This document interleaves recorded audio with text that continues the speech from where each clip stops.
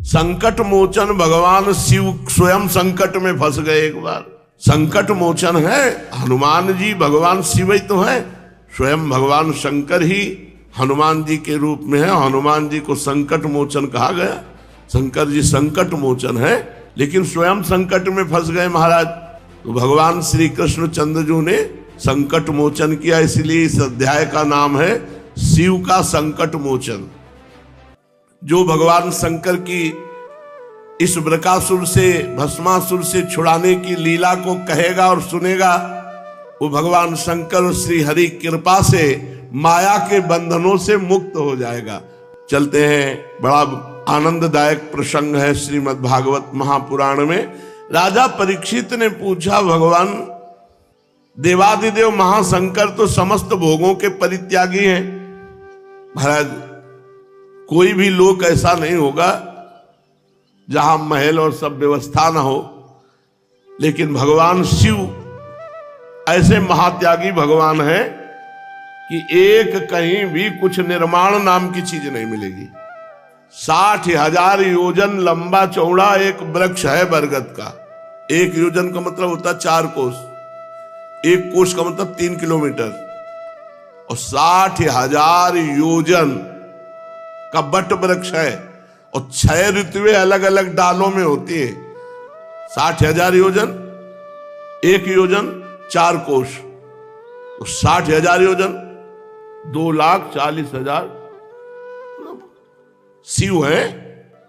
अब आप विचार करो, कौन इनका आदि अंत पा सकता है। जिस वृक्ष के नीचे बैठते हैं महाराज, अगर विमान से घूमा जाए तो पार पाला मुश्किल हो जाएगा। 6 ऋतुएं उसी वृक्ष की, और हो माता पार्वती जी के साथ भगवत चर्चा होती रहती हर समय। तो कह रहे हैं कि भगवान शंकर के उपासक धनी देखे जाते हैं, त्यागी के उपासक धनी, और भगवान लक्ष्मीपति के उपासक सब भिक्षुक देखे जाते हैं। ये उल्टा कैसा? त्यागी भगवान के उपासक धनी, और धनी भगवान के उपासक त्यागी। महाराज, ये दोनों प्रभु त्याग और भोग दृष्टि से एक दूसरे से विरुद्ध स्वभाव वाले हैं, लेकिन इनके उपासकों में विपरीतता देखी जाती है। भगवान शंकर के जितने उपासक होंगे सब चकाचक, और का सोने की लंका इन्हीं की तो दी हुई थी। कुबेर के पास सारा वैभव इन्हीं के कृपा प्रसाद से है, भगवान शंकर के। और लक्ष्मीपति के जितने मिलेंगे अकिंचन, बोले 4-4 दिन से भोजन नहीं मिला है, त्यागी बैरागी। तो परीक्षित जी ने कहा, भगवान मुझे बड़ा संदेह है कि त्यागी की उपासना से भोग और लक्ष्मीपति की उपासना से त्याग वैरागी, ये मैं जानना चाहता हूं, ऐसा उल्टा क्यों होता है। श्री सुखदेव जी महाराज ने कहा, परीक्षित, भगवान शंकर सदैव अपने स्वरूप में रहते हैं, और शिवा शक्ति सदैव उनकी सेवा में रहती है। तो जब कोई भगवान शंकर की आराधना करता है तो अम्मा जो है बड़ी प्रसन्न हो जाती है और माला माल कर देते हैं। और जब कोई हरि की उपासना करता है तो लक्ष्मी जी तिरछी दृष्टि से देखते हैं कि हमारे प्रीतम है और ये इनको प्रीतम भाव से उपासना करता है। तो लक्ष्मी जी जब तिरछी दृष्टि से देखती हैं तो उसके पास सुविधा और सुख संपत्ति सब हट जाती है। उधर अम्बा करुणा दृष्टि से देख, मेरे प्रीतम की उपासना। और प्रीतम भाई पूछो मत, ढेर सारी भभूत लगी, जटा का बोझा सांप, और भभूत का है कि चिता भस्मा लेपो गरल मसनम दिक्पट धरो जटाधारी कंठे भुजगपतिहारी पशुपति कपाली भूतेशु, ऐसा अद्भुत भेष। और भगवान शिव अहंकार के अधिष्ठात्र देवता है। अहंकार 3 प्रकार का, वैकारिक, तेजस, तामस। त्रिविध अहंकार से 16 विकार हुए, 10 इंद्रियां, 5 महाभूत, 1 मन, सब के सब महाऐश्वर्यशाली। इसलिए अहंकार के अधिष्ठात्र देवता भगवान की शिव की उपासना करने से निश्चित ऐश्वर्य की प्राप्ति, विद्या की प्राप्ति, ज्ञान की प्राप्ति, बल की प्राप्ति। और भगवान श्री कृष्ण प्रकृति से परे, पुरुषोत्तम, माया के गुणों से रहित। तो जब कोई इनका भजन करता है तो भगवान उसे गुणातीत कर देते हैं, माया नहीं देते, गुणातीत कर देते हैं।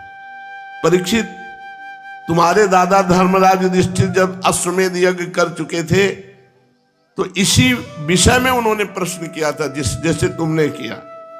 भगवान श्री कृष्ण सर्वशक्तिमान परमेश्वर हैं, ये अपनी आराधना करने वाले को ऐश्वर्य नहीं देते। पूर्व प्रारब्ध हो या आकांक्षा हो तो आ जाएगा, नहीं ऐश्वर्य देते नहीं, स्वयं प्रसन्न होकर नहीं देते। भगवान श्री कृष्ण से यही प्रश्न किया था कि आपकी आराधना करने वाले प्रायः अकिंचन क्यों पाए जाते हैं। तो भगवान श्री कृष्ण ने कहा, घबरा मत जाना सुन के जो भगवान श्री कृष्ण कह रहे। भगवान श्री कृष्ण ने कहा, जिस पर मैं कृपा करता हूं सबसे पहले उसका ऐश्वर्य हरण करता हूं। डर मत जाना, इसीलिए पहले कहा है, डरना मत। अम्बरीश जी का ऐश्वर्य हरण नहीं किया, इसका रहस्य हम बताएंगे। भगवान कह रहे, जिस पर मैं यस्याहम अनुग्रहणामि हरिष्ये तद धनम सनई, धीरे धीरे उसका सब धन हरण कर लेता हूं। जिस पर मैं कृपा करता हूं ततो अधनम त्यजन्त्यस्य स्वजनाः, जब धन नहीं रहता तो फिर उससे कोई प्यार नहीं करता। दुख दुखितम, वो दुखी हो जाता है, तब मैं फिर और कृपा बढ़ाता हूं, फिर अपने भगवत प्रेमी महात्माओं का संग देता हूं, फिर उस संग से उनके अंदर प्रेम रंग आता है और वो निहाल हो जाते हैं। यस्याम अनुग्रहणामि हरिष्ये तद धनम सनई। यहां भगवान कह रहे हैं, जिनकी धन में आसक्ति है, जिनकी भोगों में आसक्ति है और वो भगवान का भजन करके भगवत प्राप्ति करना चाहते तो पहले वो आसक्ति का हरण करेंगे। वो आसक्ति ना रही तो फिर भगवान निहाल कर देते हैं। दुनिया का वैभव सब भगवान ही का तो है। जब वो धन के लिए उद्योग करता है तो मैं हर उद्योग निष्फल कर देता हूं। बहुत विचित्र भगवान की कृपा होती है।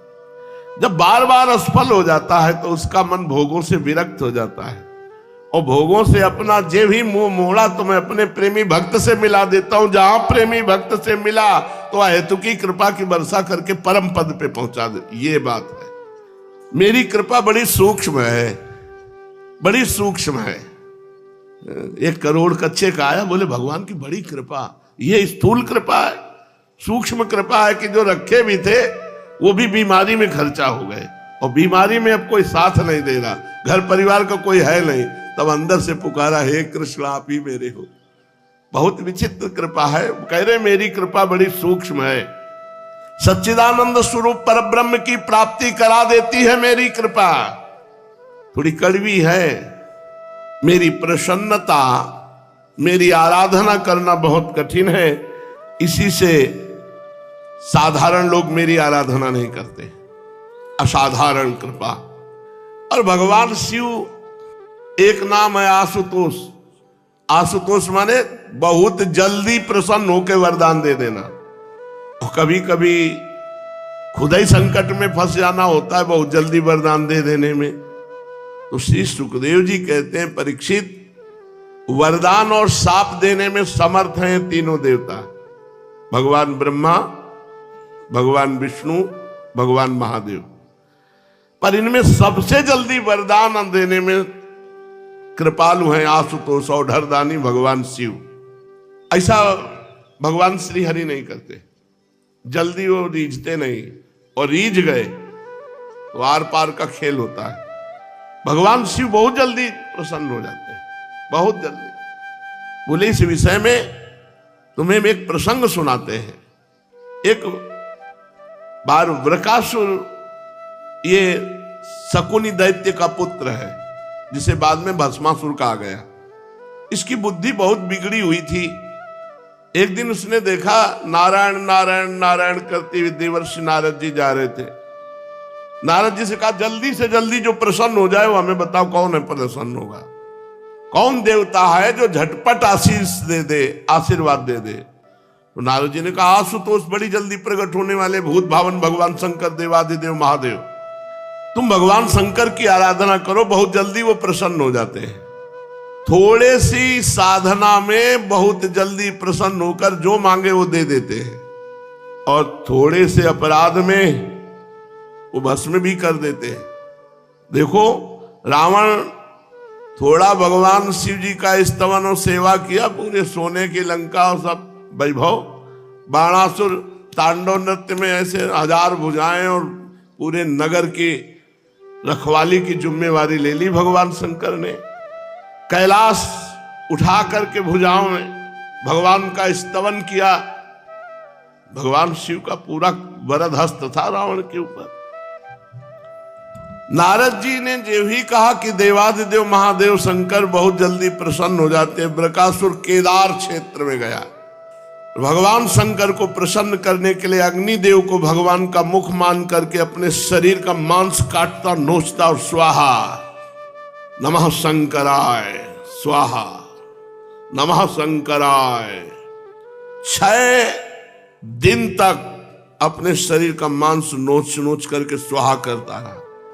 जब 7वां दिन हुआ तो उसने सोचा ऐसे प्रसन्न नहीं होंगे तो कुल्हाड़ लिया और गर्दन काटने को हुआ अपनी। सोई भगवान शंकर प्रसन्न हो गए। भगवान शंकर ने कहा क्यों आत्महत्या करता है, बोल क्या तुझे चाहिए। जे भी भगवान शंकर प्रकट हुए तो बृकासुर ने जितना मांस नोचा था सब सर्वांग पुष्ट स्वर्णिम शरीर तेजो में। भगवान शंकर ने कहा प्यारे बस करो बहुत हो गया, मेरी उपासना में इतना कष्ट नहीं करना पड़ता, वरदान मांगो। मुंह मांगा वरदान, क्या चाहिए। अरे भाई तुमने सुना नहीं, मैं तो केवल एक चुल्लू जल पे धतूरे के फल से, अकौड़े के फूल से, बेल के पत्ते तले से ये सब मांस वांस काट के कष्ट सहना, क्या चाहिए तुझे। बृकासुर बड़ा पापी था। उसने विचार करके भगवान शंकर से कहा मैं जिसके ऊपर हाथ रख दूं हाथ रखते ही भस्म हो जाए ऐसा वरदान दीजिए। अब आशुतोष महाराज भगवान शंकर तथास्तु जाओ ऐसा ही हो। मानो सांप को अमृत पिला दिया गया। अब दृष्टि गई, बाबा बाघंबरधारी बगल में त्रिपुर सुंदरी भगवती उमा। तो उसने कहा महाराज आपके पास इतनी सुंदर देवी की जरूरत क्या है, पहले आप ही को भस्म कर दे। वो तो राक्षस स्वभाव का आदमी। इत्युक्ता सो असुरो नूनम गौरी हरण लालसा। गौरी भगवती अंबा को हरण करने की लालसा बना ली और शंभो मूर्धन किलासुरा, भगवान शंकर को मारने के लिए उनके ऊपर हाथ। स्वहस्तम धातु मारे भे स्व बिभ्यत स्वकृताच्छिवा। अब तो भगवान शिव भागे, हाथ भगवान शंकर के ऊपर। पहला मंत्र गुरुदेव के ऊपर ही अजमावे कि सही दिया है कि नहीं। भगवान शंकर अपने वरदान से भयभीत होकर भागे। अब जहां भगवान शंकर जाते वो भी असुर वहीं पीछा। भगवान शंकर सोचे कहां पिंड बचावे इससे, ये तो पीछे पड़ गया। पहले तो भगत था अब तो दुश्मन बन गया। पृथ्वी स्वर्ग जिस दिशा में जाते बृकासुर पीछा किए। भगवान ने देखा कि हर बार हमारे पीछे ही लगा हुआ है। अब भगवान शिव को भागते देखकर बड़े बड़े देवता चक्कर में फंस गए कि इसको कैसे, क्योंकि जो नजदीक जाएगा हाथ रख देगा, भस्म कर देगा। भगवान शंकर बैकुंठ में गए। बैकुंठ स्वयं भगवान श्री कृष्ण का, श्री हरि का निवास स्थान है। एकमात्र परम त्यागी वीतराग परमहंस सन्यासियों का परम स्थान है, जहां जाने पर जीव को परम विश्राम प्राप्त हो जाता है, फिर लौटना नहीं होता है। ध्यान के द्वारा भगवान श्री हरि का बैकुंठनाथ के ध्यान में प्रभु अब आप ही बचा सकते हो इस दैत्य से। भक्त भयहारी भगवान ने देखा कि शंकर भगवान तो बड़े संकट में पड़ गए, तो भगवान एक ब्रह्मचारी का रूप धारण किए और बृकासुर हांफता हुआ पीछे भाग रहा था आगे शंकर जी, तो बीच में जाकर खड़े हो गए। कहा प्रणाम बृकासुर जी। इतने प्यार से कोई प्रणाम करे उसको, तो उसने कहा होगा खुशी रहो भगवान से, आप क्यों भाग रहे हैं बृकासुर जी। इतने अमृत में वचन, इतने सम्मान में वचन कि उसके साथ में कि शंकर जी जाएंगे, कहा भाग के इनकी तो फिर हाथ रख देंगे। इतना सम्मान मिल रहा है तो थोड़ा बातचीत कर लेते। भगवान बृकासुर से जब बात करें तो मूंज की मेखला, काला मृगचर्म, दंड, रुद्राक्ष की माला धारण की हुई, एक एक अंग से तेज निकल रहा है।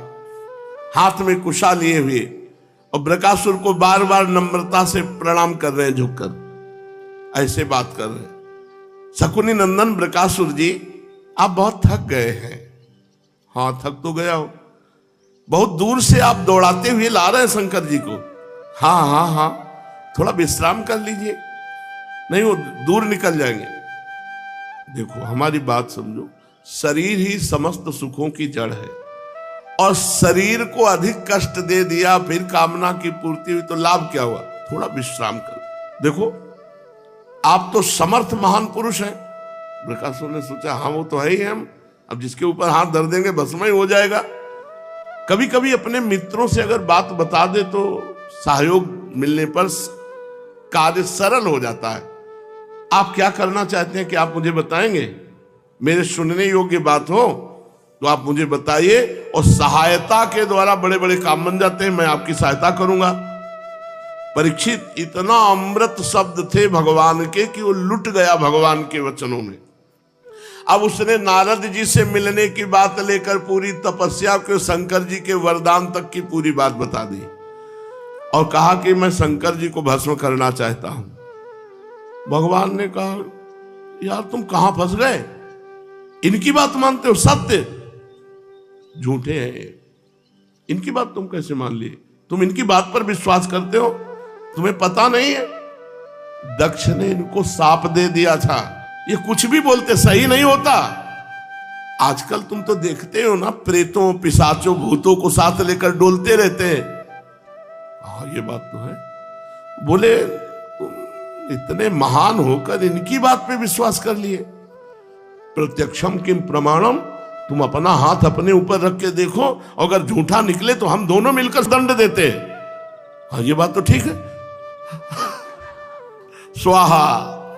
तो भगवान ने ऐसी वाक चातुरी से फंसाया कि जो हाथ शिव जी के ऊपर रखना चाहता था अपने ऊपर रख लिया। भगवान शिव के वचन के मिथ्या हो सकते? भगवान ने ऐसी मोहित करके बात की, दुर्बुद्धि की बुद्धि मारी गई और सिर पर अपने हाथ रख लिया। बस उसी क्षण भस्म हो गया, हाथ रखते ही भस्म, भस्मासुर उसी सब अपने आप भस्म हो गया। मानो उस पर बिजली टूट पड़ी हो, एकदम तुरंत राख हो गया। आकाश से देवता लोग फूलों की वर्षा। भगवान ने आवाज लगाई, देवादिदेव आ जाओ, तसल्ली से वापस आओ, नहीं बचा, मर गया, आ जाओ। देवता लोग नमो नमः साधु साधु करके पुष्प बरसाने लगे। पापी बृकासुर की तत्काल मृत्यु हो गई। पितर और गंधर्व अत्यंत प्रसन्न होकर भगवान का यश गान करने लगे। बहुत विकट संकट से भगवान शंकर मुक्त हुए। भगवान श्री कृष्ण ने कहा, शंकर जी देवादिदेव, बड़े हर्ष की बात है कि दुष्ट अपने दुष्ट स्वभाव के कारण ही अपने पापों से मारा गया। परमेश्वर भला आप जैसे महापुरुष का अपराध करके कौन सुरक्षित रह सकता है? फिर स्वयं जगत गुरु विश्वेश्वर शिव का अपराध करके कोई सकुशल रह सके, ऐसा तो हो ही नहीं सकता। भगवान अनंत शक्तियों के समुद्र हैं, एक एक शक्ति मन और वाणी की सीमा के परे है। भगवान शंकर से कहा कि महाराज आज से वरदान मांगने वाले के वरदान पर तो विचार कर लिया करो कि मांग क्या रहा है। कहीं वरदान देने के बाद अपनी ही समस्या न फंस जाए, इसलिए महाराज विचार करके वरदान दिया करो।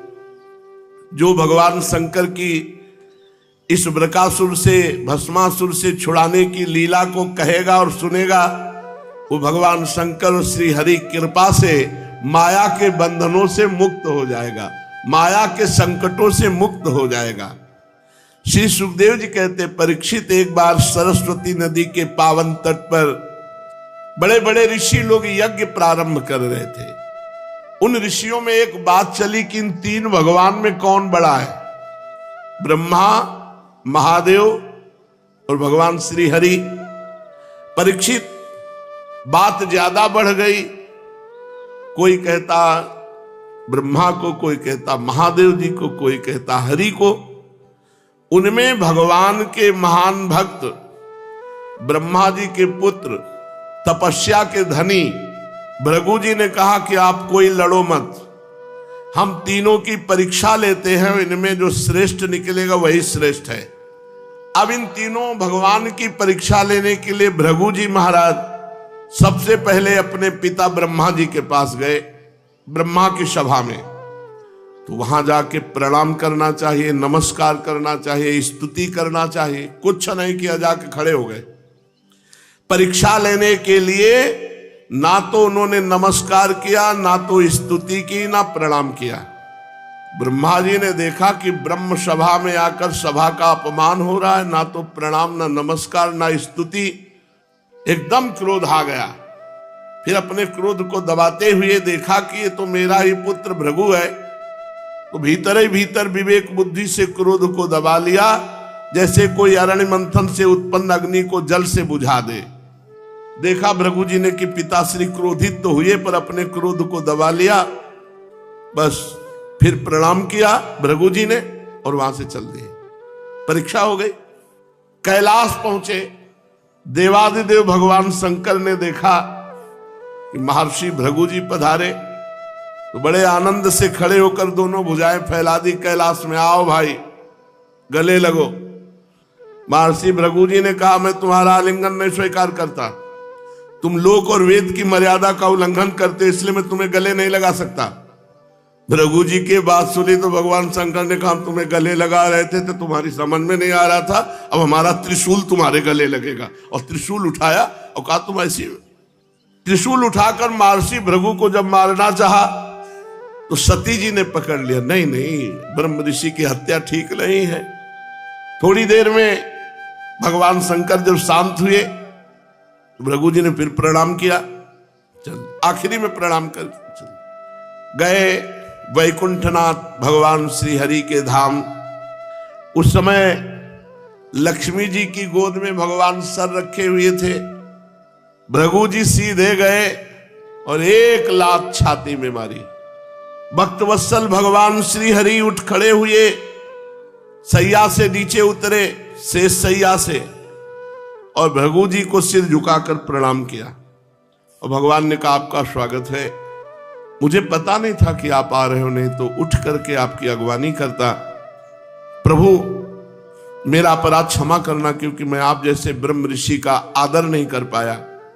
महामुने भगवान ने चरण पकड़ लिए भृगु जी के और कहा, तुम्हारे चरण अत्यंत कोमल हैं, मेरी छाती बड़ी कठोर है, कहीं तुम्हारे चरणों को चोट तो नहीं लग गई।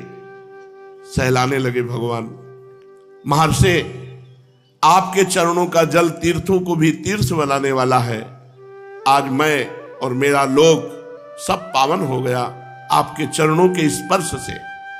भगवान वचन दिए कि आज के बाद चाहे जो अवतार हो मेरा, तुम्हारा चरण चिन्ह हमारी छाती पे रहेगा, ये हमारा आभूषण रहेगा, भृगु चरण चिन्ह, भृगुलता।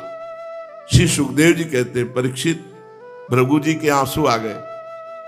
मैंने लात मारा और भगवान चरण पकड़ कर दबा रहे कि हमारी छाती बड़ी कठोर है, तुम्हारे चरणों में कहीं चोट ना लग गई हो।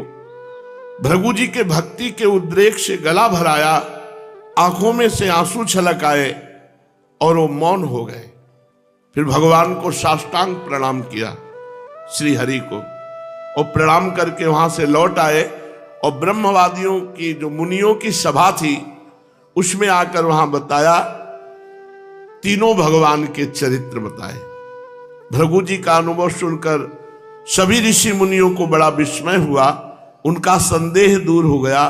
तब से वे भगवान श्री हरि ही सर्वश्रेष्ठ ऐसा मानने लगे। वैसे तो भगवान श्री हरि ही ब्रह्मा है, भगवान श्री हरि ही महादेव है, महादेव ही श्री हरि है, कोई किंचित भेद नहीं है। भगवान श्री हरि ही साक्षात धर्म ज्ञान वैराग्य 8 प्रकार के ऐश्वर्य और चित्त को शुद्ध करने वाला यश प्राप्त होता है। शांत समचित्त अकिंचन और सबको अभय देने वाले साधु मुनियों के वे एकमात्र परम गति हैं, ऐसा सारे शास्त्र कहते हैं। भगवान की प्रिय मूर्ति है सत्व और इष्ट देव हैं ब्रह्म ऋषि। निष्काम शांत और विवेक संपन्न पुरुष श्री भगवान श्री हरि का भजन करते हैं। भगवान की गुणमयी माया ने राक्षस असुर देवता ये 3 मूर्तियां बनाई। इनमें सत्यमयी देव मूर्ति ही भगवान की प्राप्ति का साधन है। स्वयं भगवान समस्त पुरुषार्थ स्वरूप है। सुखदेव जी कहते, परीक्षित, सरस्वती तट के ऋषियों ने अपने लिए नहीं, मनुष्यों का संशय मिटाने के लिए ही ऐसी युक्ति रची थी। पुरुषोत्तम भगवान के चरण कमलों की सेवा करके उन्होंने भगवान का परम पद प्राप्त किया। सूत जी कहते, शौनकादि ऋषियों, भगवान पुरुषोत्तम की एक कमनीय कीर्ति कथा जन्म मृत्यु रूप संसार के भय को मिटाने वाली है। यह व्यासनंदन भगवान श्री सुखदेव जी के मुखारविंद से निकली हुई सुरभिमयी मधुमयी सुधाधारा है। इस संसार के लंबे पथ का जो बटोही अपने कानों के दोनों से इसका निरंतर पान करता रहता है, उसकी सारी थकावट जो जगत में इधर उधर भटकने से होती है, दूर हो जाती है। श्री सुखदेव जी कहते हैं, परीक्षित, एक दिन की बात है, भगवान श्री कृष्ण, बलराम, अर्जुन ये सब बैठे हुए थे। द्वारिकापुरी में किसी ब्राह्मणी के गर्भ से एक पुत्र पैदा हुआ, परंतु पैदा होते ही मर गया। वो ब्राह्मण उस मृत शरीर बालक को लेकर राजमहल के द्वार पर गया और वहां रख करके बहुत विलाप करने लगा। उसने कहा, इसमें संदेह नहीं कि ब्राह्मण द्रोही, धूर्त, कृपण और विषयी राजा के कर्म दोष से ही मुझ ब्राह्मण के बालक की मृत्यु हुई है। अगर राजा दोषी ना होता तो इस अवस्था में बालक की मृत्यु नहीं हो सकती। राजा हिंसा परायण, दुश्शील, अजितेंद्रीय होता है, तो उसे राजा मानकर जो सेवा करने वाली प्रजा होती है वो दरिद्री होती है, दुख पर दुख भोगती है और उसके सामने संकट पर संकट आते हैं। कोई कुछ नहीं बोला। दूसरा बालक हुआ, वो भी मर गया, वो भी दरवाजे पे लाके ऐसे ही ब्राह्मण बोला। फिर तीसरा, वही बात फिर भी कही। इस तरह चौथा, पांचवा, छठवां, सातवां, आठवां, नवें बालक के मरने पर जब वहां आए तो गांडीव धनुषधारी अर्जुन जी भी बैठे थे। उन्होंने ब्राह्मण की बात सुनकर कहा, ब्राह्मण, आपके निवास स्थान द्वारिका में कोई धनुषधारी छत्री नहीं है क्या? मालूम होता है कि ये यदुवंशी ब्राह्मण है और प्रजा का पालन परित्याग करके किसी यज्ञ में बैठे हुए हैं। जिनके राज्य में धन, स्त्री अथवा पुत्रों से वियुक्त होकर ब्राह्मण दुखी होता, वो छत्री नहीं है। छत्री के वेश में पेट पालने वाले नट हैं, उनका जीवन व्यर्थ है। हे ब्राह्मण देवता, मैं समझता हूं कि आप स्त्री पुरुष अपने पुत्रों की मृत्यु से दीन हो रहे हैं। मैं आपको वचन देता हूं कि मैं आपके संतान की रक्षा करूंगा। यदि मैं आपके संतान की रक्षा न कर सका तो मैं प्रतिज्ञा करता हूं कि तुरंत आग लगाऊंगा, उसी आग में जलकर मर जाऊंगा। ब्राह्मण ने कहा, होश में आप बलराम जी बैठे हैं, भगवान श्री कृष्ण बैठे हैं, धनुर्धारी प्रद्युम्न बैठे हैं, अद्वितीय योद्धा अनिरुद्ध भी हैं। जब ये मेरे बालकों की रक्षा नहीं कर सके, इन जगदीश्वरों के लिए भी काम करना कठिन हो रहा है, तो तुम इसे कैसे करना चाहते हो? सचमुच ये तुम्हारी मूर्खता है। हम तुम्हारी इस बात पर बिल्कुल विश्वास नहीं करते।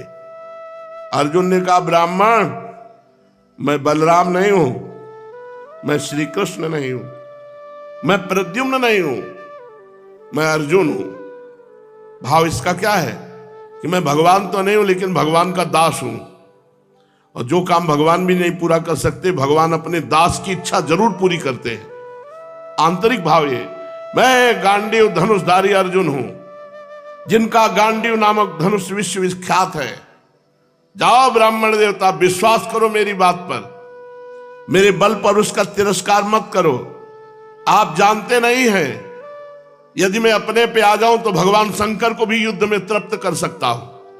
भगवान, मैं क्या अधिक कहूं, अगर मृत्यु तुम्हारी संतान को ले गई तो मृत्यु को भी परास्त करके तुम्हारी संतान को लाऊंगा।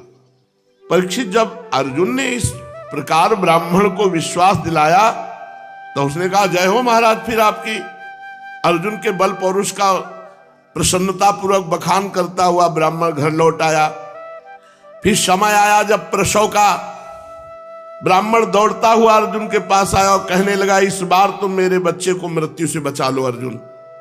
ये सुनकर अर्जुन वहां गए, शुद्ध जल से आचमन किया, देवादिदेव महादेव भगवान शंकर को प्रणाम किया, फिर दिव्य अस्त्रों का स्मरण किया, गांडीव पर डोरी चढ़ाई और हाथ में लेकर ऐसे दिव्यास्त्र मंत्रों का अभिमंत्रित करके प्रसव ग्रह को पिंजड़ा बना दिया। अगर वायु भी प्रवेश करेगी तो अर्जुन से आज्ञा पाकर, मृत्यु भी प्रवेश करेगी तो अर्जुन से आज्ञा पाकर। अब बड़ा आश्चर्य हुआ, पहले ब्राह्मण का बच्चा होता था तो भूमि पर जन्म तो होता था, जन्म होते ही वो मर जाता था। अब की बच्चा पैदा हुआ, रोने की आवाज आई और देखते देखते सशरीर आकाश को चला गया। अब वो ब्राह्मण भगवान श्री कृष्ण के सामने अर्जुन की निंदा करने लगा, बोले मूर्खता तो देखो, पहले लाश तो मिल जाती थी, अब तो शव भी नहीं मिला, आकाश को चला गया। अरे भला जिसे भगवान श्री कृष्ण, प्रद्युम्न, अनिरुद्ध, बलराम नहीं बचा सके, उसकी रक्षा करने में कौन समर्थ हो सकता है। मूढ़तावश उस बालक को लौटा लाना चाहता है जिसे प्रारब्ध ने हमसे अलग कर दिया है। जब उस ब्राह्मण ने इस प्रकार भला बुरा कहा तो अर्जुन ने तत्काल योग बल से यमराज के पास गए, सेमिनीपुरी, वहां कहा, आदेश किया कि ब्राह्मण का बालक वापस किया जाए। बोले यहां आया ही नहीं है। पूरे त्रिभुवन के जो भी मरेगा वहां हिसाब किताब होता है, उसका हिसाब ही किताब नहीं। बोले यहां कोई मतलब नहीं, उस ब्राह्मण बालक को कोई मतलब नहीं, न काल से न मृत्यु से। इंद्र के लोग गए, अग्नि के लोग गए, निऋति के लोग, सोम, वायु, वरुण, सब नीचे की पुरियों में, ऊपर के लोकों में, सब ब्रह्मांडों में खोज डाला। महरलोक, जनलोक, तपलोक, सत्यलोक, कहीं भी बालक नहीं मिला। अब अर्जुन की प्रतिज्ञा पूरी ना हो सकी, तब उन्होंने अग्नि की चिता लगाओ तो भगवान श्री कृष्ण का रुको रुको रुको, यही बात है, अभी तुम्हारा पूरा बल मैं हूं, ये बात समझिए। भक्त का जितना बल है तो है, नहीं, भक्त का पूरा बल भगवान है। अर्जुन तुम अपने आप का तिरस्कार मत करो, तुम्हारा बल मैं हूं, चलो मैं तुम्हें अभी ब्राह्मण बालक दिखाई देता हूं। आज लोग जो तुम्हारी निंदा कर रहे हैं, फिर ये लोग तुम्हारी प्रशंसा करेंगे, तुम्हारी कीर्ति की स्थापना करेंगे। सर्वशक्तिमान भगवान इस प्रकार अर्जुन को समझाया बुझाया और अपने सारथी दारुक को बुलाया। दिव्य रथ पर बैठे अर्जुन के साथ और पश्चिम दिशा की ओर प्रस्थान किया। फिर भगवान पूरी यात्रा करते हैं, कहां पहुंचते हैं, कैसे बालक लाते हैं, शेष चर्चा आगे। श्री राधा वल्लभ लाल की।